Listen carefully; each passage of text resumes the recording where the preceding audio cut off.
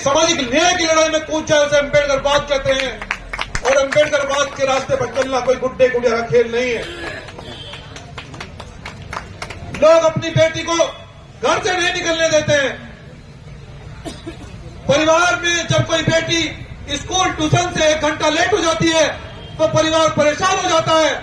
लेकिन हमारी बहन तो यहाँ 125 दिन से बैठी है, उसका हृदय देखो, उसकी पीड़ा देखो।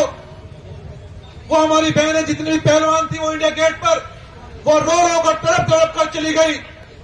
उन सरकार के नेताओं को शर्म आनी चाहिए जो लोग ये कहते हैं कि हम 9 दिन 9 देवियों को पूजते हैं। अरे तुम जिंदा देवियों का सम्मान नहीं कर सकते तो उन देवियों का सम्मान क्या करोगे? तुमने धर्म के नाम पर जो अड्डा बना रखा है, ये अम्बेडकरवादी लोग इस अड्डे को ध्वस्त करने का काम भीम आर्मी जय भीम संगठन के नेतृत्व में मैं आज दिल्ली की सड़क पर वादा कर रहा हूं। जब संविधान दिवस पर जब देश के लोग संविधान दिवस 26 नवंबर को मना रहे थे तो भीम आर्मी संगठन के नेतृत्व में यह ऐलान किया गया कि आज संविधान दिवस है, लेकिन जो पिछड़े क्षेत्र हैं, जो ग्रामीण क्षेत्र हैं, जहां तक संविधान आज तक नहीं पहुंचा है, जो हमारे दलितों पर, गरीबों पर, वंचितों पर, शोषितों पर, मुस्लिमों पर, आदिवासियों पर आज भी गोली और बंदूक के दम पर न्याय होता है, हम संविधान को वहां तक पहुंचाएंगे। संगठन ने यह वादा किया कि 14 लाख प्रति हम लोग संविधान की प्रस्तावना की पूरे देश में बांटने का काम करेंगे ताकि संविधान प्रभावशाली हो सके।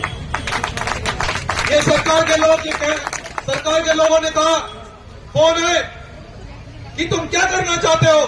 सब लोग जानते हैं संविधान की प्रतियां और नेट पर संविधान पड़ा है, संविधान की प्रस्तावना सब लोग जानते हैं। मैंने कहा जानते तो हैं, लेकिन तुम्हारे सरकार के लोग मानते तो नहीं है, मनवाना चाहते हैं। हम लोग मनवाना चाहते हैं और जिस दिन वो मान जाएंगे हम उस दिन शांत बैठ जाएंगे। उस दिन रोड पर आंदोलन नहीं होगा, क्योंकि हंगामा खड़ा करना हमारा मकसद नहीं है।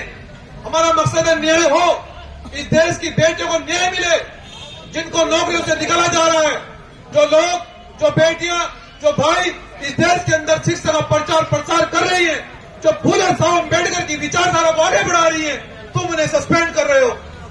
हम ये कहना चाहते हैं कि सुधर जाओ, वरना भीम आर्मी के लोग सुधारना भी जानते हैं।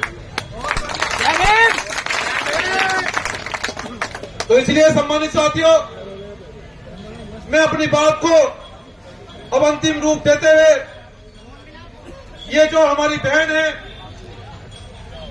यहां यूनिवर्सिटी के कुछ अधिकारियों से वार्ता हो जाए। सूचना हो गई है, शायद कुछ अधिकारी मिले हैं। कुछ अधिकारियों, जहां तक मेरी आवाज को जा रही हो, यहां पर कुछ कर्मचारी खड़े हो यूनिवर्सिटी के, तो बता दें कि हम अधिकारियों से वार्ता करना चाहते हैं। और जब तक वार्ता नहीं होगी तब तक हम यहां से नहीं जाने वाले। तो भीम आर्मी के लोग, भीम आर्मी के लोग भी, भीम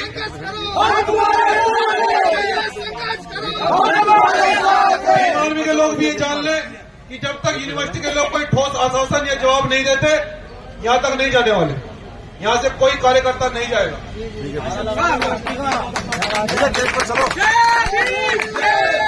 और मैं यही बताना चाहता हूं, हमारे साथी कुछ बता रहे हैं कि यूनिवर्सिटियों से डॉक्टर अम्बेडकर की प्रतिमाएं हटाई जा रही हैं। मैं उनसे कहना चाहता हूं कि तुम बाबा साहब डॉक्टर अम्बेडकर का नाम कहां से हटाओगे? बाबा साहब डॉक्टर अम्बेडकर का नाम इस देश के कण कण पर लिखा है, कण कण पर। बाबा साहब डॉक्टर अम्बेडकर का नाम पूरे विश्व में लिखा है। तुम्हारी हैसियत नहीं है कि तुम बाबा साहब डॉक्टर अम्बेडकर का नाम हटा दो, और तुम्हारी इतनी औकात नहीं है कि तुम संविधान को बदल दो। जो लोग कहते हैं कि हम संविधान को बदलकर हिंदू राष्ट्र घोषित कर देंगे, हम ये कहते हैं कि तुम संविधान बदलने की बात करते हो, हम तुम्हारा 1 घंटे में उंगलियां बदल देंगे।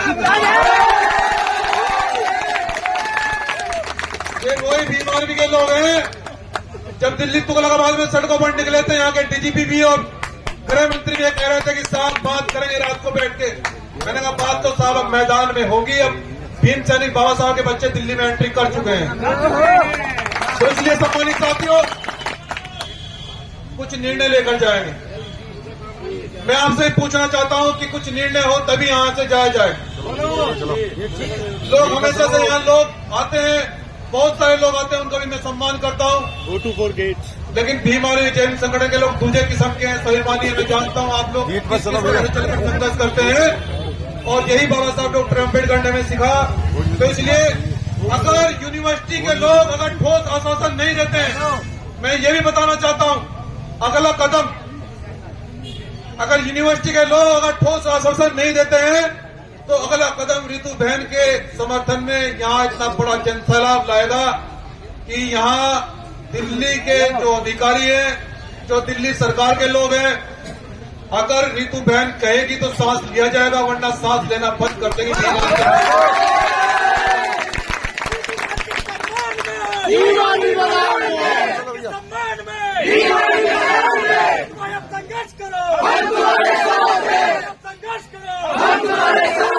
इसलिए सम्मानित साथियों, अपनी बात को ज्यादा लंबी न करते हुए गो टू फॉर गेट पर चलो भैया, गो टू फॉर गेट। हम चाहते हैं कि अधिकारी आए या हमें वहां चलना पड़ेगा, ये बहन बताएगी, वार्ता की जाए और फिर आगे की बात को बढ़ाया जाए। और जब अधिकारियों से वार्ता हो जाएगी फिर हम 2 मिनट के लिए बोलेंगे कि अगला कदम क्या होगा। तो तब तक सब लोग शांति बनाए रखें। जय भीम, जय संविधान।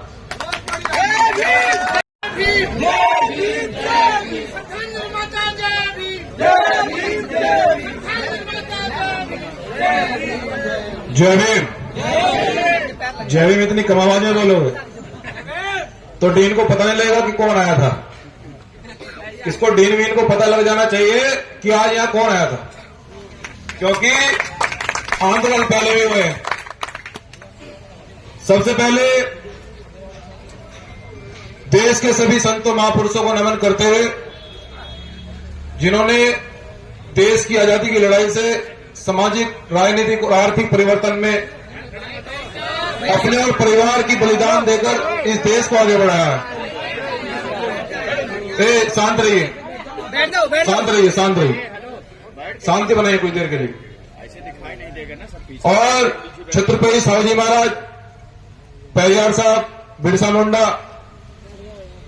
और हमें और इस देश को संविधान देने वाले परम पूजनीय बाबा साहब डॉक्टर अम्बेडकर, उनको नमन करते हुए, और बहुजन नायक मान्यवर साहब काशीराम, जिन्होंने इस देश के अंदर जो कहा कि हम सामाजिक और राजनीतिक परिवर्तन करेंगे, उन्होंने करके दिखाया। उनको भी मैं बहुत बहुत नमन करता हूं।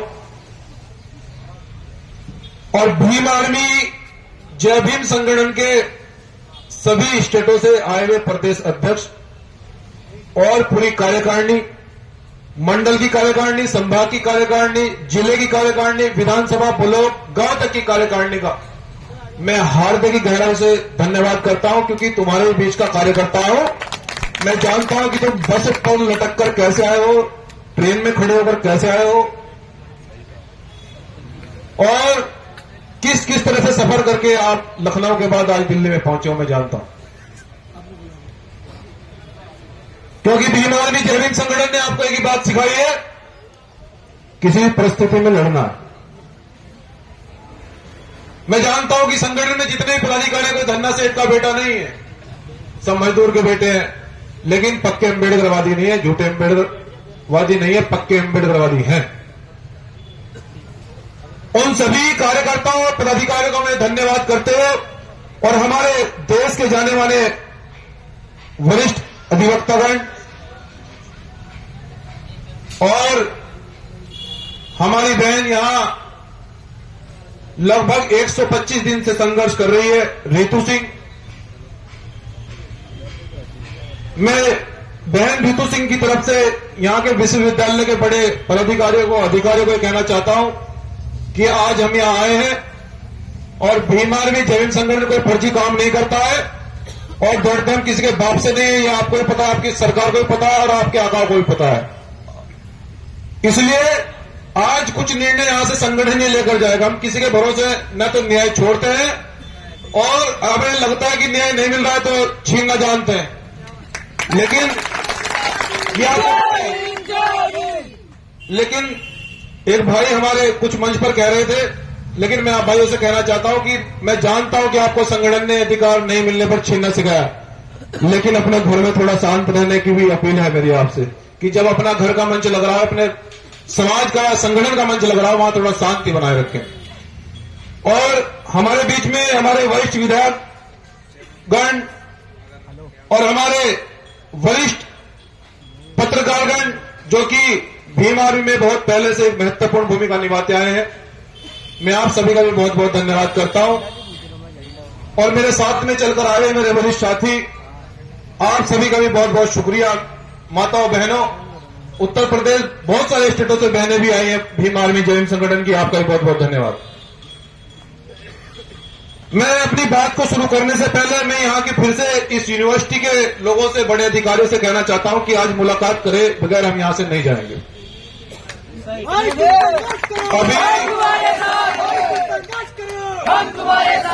अभी हमारे जो वरिष्ठ अधिवक्ता जी हैं वो बता रहे थे कि देश के अंदर इस संगठन ने वो क्रांति लाई है कि सब जानते थे अगर न्याय नहीं होगा तो क्या होगा।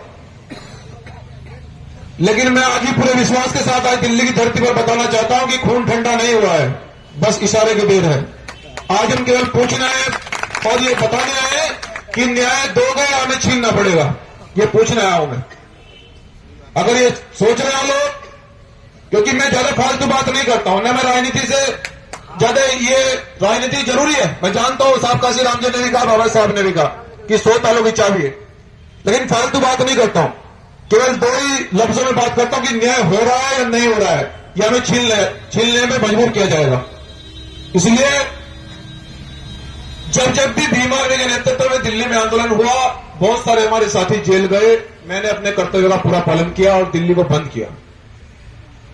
चाहे वो सब्बीपुर का मामला हो, खड़कोली का मामला हो, चाहे वो दिल्ली तुगलकाबाद हो, ये हरियाणा पंजाब के साथी बैठे हैं बड़े जिम्मेदार, इन्होंने पूछा था भाई क्या करना है, मैंने कहा ट्रेन कोई खाली ना आए दिल्ली तक, और वो इन्होंने करके दिखाया। हरियाणा पंजाब के लोगों ने, सबसे ज्यादा हरियाणा पंजाब के लोग दिल्ली तुगलकाबाद में जेल गए थे, आप जानते हैं।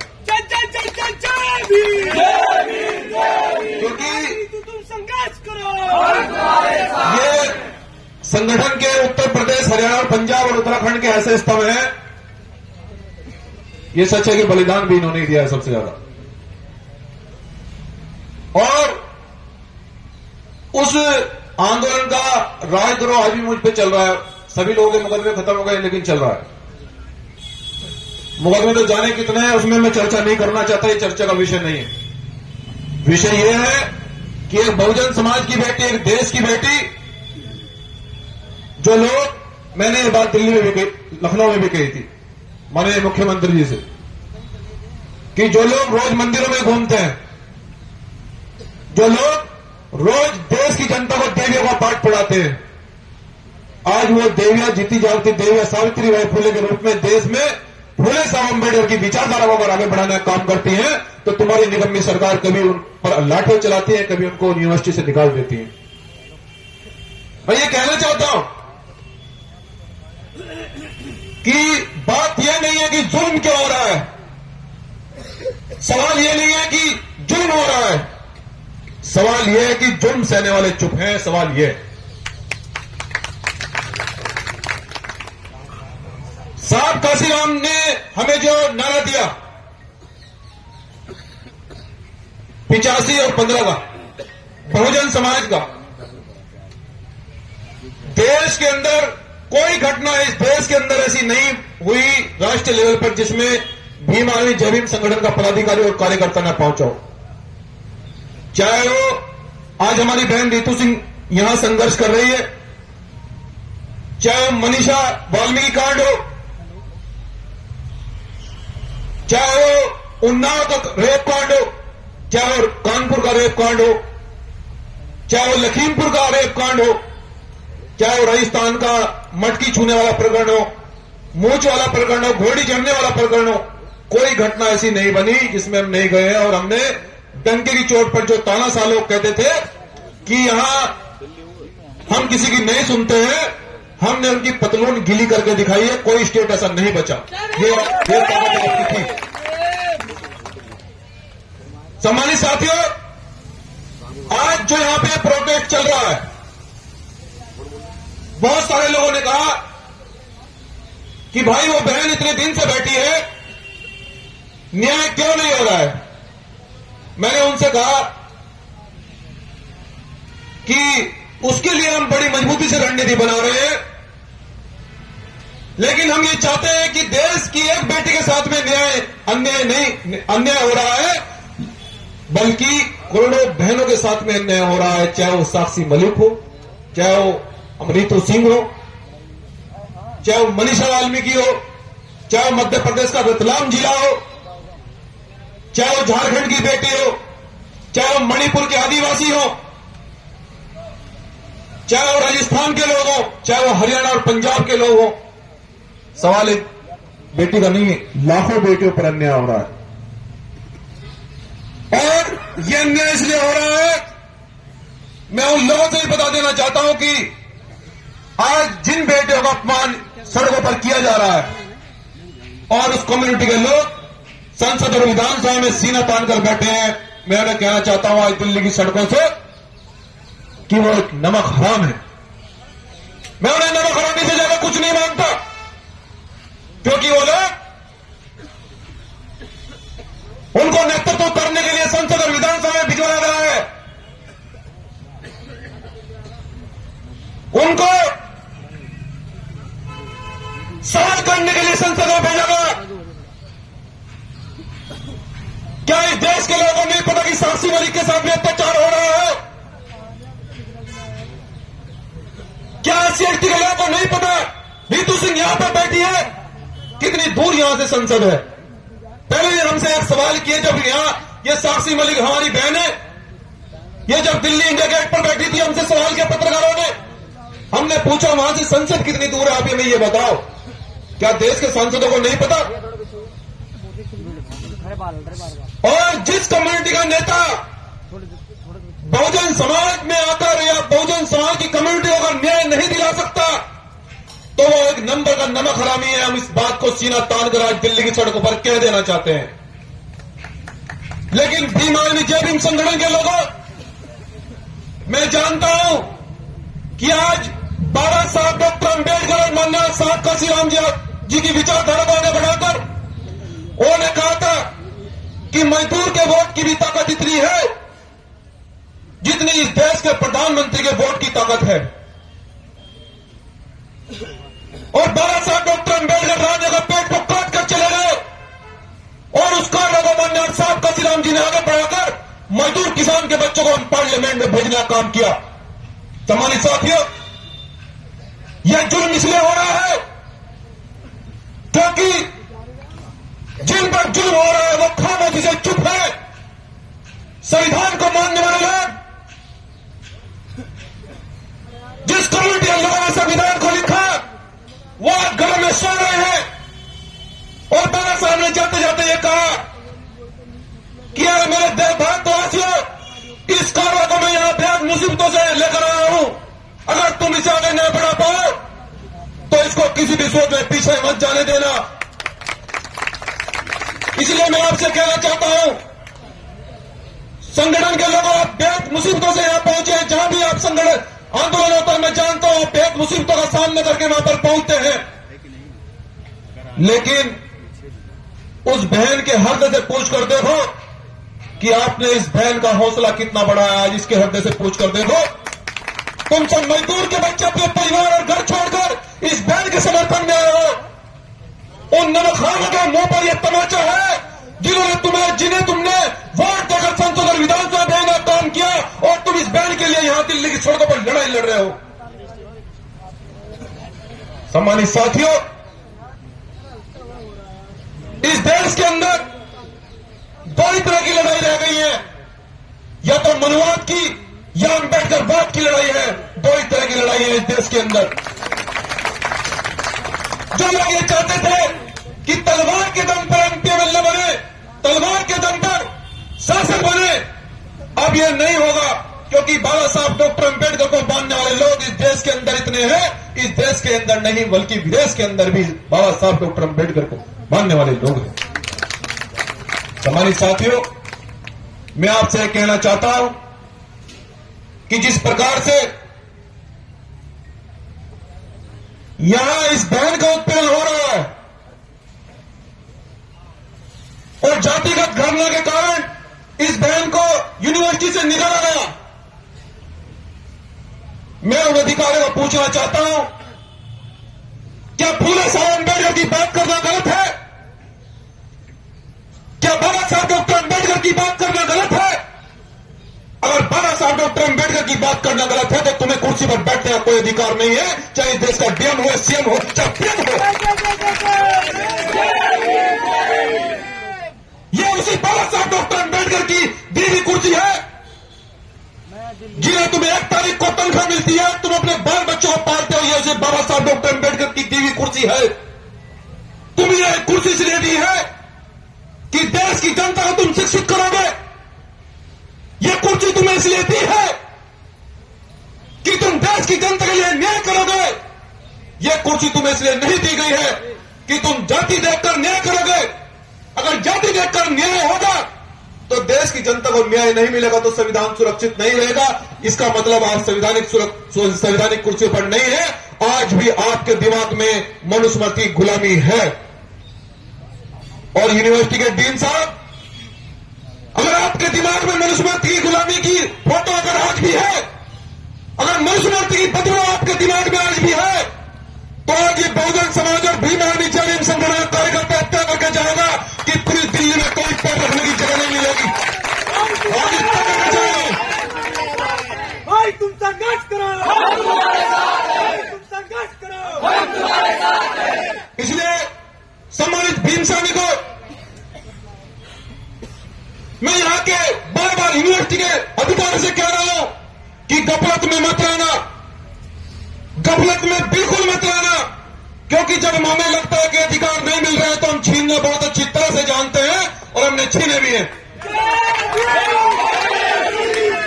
और जिन लोगों की तुम चाटुकारिता कर रहे हो, जिन सरकारी या सरकार के नेताओं की चाटुकारिता कर रहे हो, जिस समय हम भयंकर रूप से दिल्ली पर चलने की बात करते हैं तो तुम्हारे नेता रात को हमें 12 बजे फोन भी करते हैं कि साहब कल हो जाएगा, काम रहने दो। मैंने कहा नहीं, अब नहीं सुनेंगे। तो बाबा साहब के बच्चे हैं, अगर इंजन नहीं चलेगा तो इंजन को खुद खींच कर दिल्ली ले आएंगे। वो ताकतवर लोग हैं, याद रखना।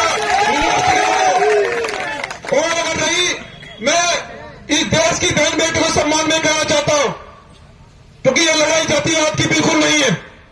बाबा साहब डॉक्टर अम्बेडकर जातिवाद के खिलाफ थे। इस बहनों के देश की जो बेटों का अपमान हो रहा है, मैं आज बाबा साहब का एक अनुयायी और भीम आर्मी चैलेंज संगठन का कार्यकर्ता होने के उद्देश्य से एक बात कहना चाहता हूं कि बाबा साहब के न अनुयायी कम हुए हैं, न संविधान को मानने वाले लोग कम हुए हैं। लेकिन अगर तुम सरकार में बैठकर अन्याय नहीं कर सकते तो हम चमड़ा उधेड़ना भी जानते हैं, उसका जूता बनाना भी जानते हैं। और हमें जब लगे कि बहनों का अपमान हो रहा है, उस जूते को सर पे बजाना भी जानते हैं। चित्र ये कान खोलकर सुन ले, प्रशासन भी और अधिकारी भी और सरकार के लोग भी, क्योंकि हम संविधान को मानते हैं, लेकिन हमें जब लगता है कि न्याय नहीं हो रहा है तो फिर हम अच्छी तरह से जानते हैं क्या करना है। इसलिए मैं कहना चाहता हूं कि आज डीन साहब जब तक जवाब नहीं दोगे तो जब तक तुम यहां जाने वाले नहीं है। अभी हमारे संचालक महोदय कह रहे थे कि कुछ देर में कार्यक्रम समापन होगा। नहीं, मैं जमीन से जुड़ा हुआ लोग हूं। ये जो कार्यकर्ता है, मजदूर के जो बच्चे आए हैं, ये मुझसे कल सुबह पूछा है कि दिल्ली में बहनों को तुम न्याय दिलाने के लिए गए थे, क्या हुआ? तुम राजस्थान में इंदल मेघवाल को न्याय दिलाने के लिए गए थे, क्या हुआ? तुम बहन साक्षी मलिक को न्याय दिलाने के लिए गए थे, क्या हुआ? तुम मजदूर किसानों के सम्मान में न्याय दिलाने के लिए गए थे, क्या हुआ? तुम संविधान के सम्मान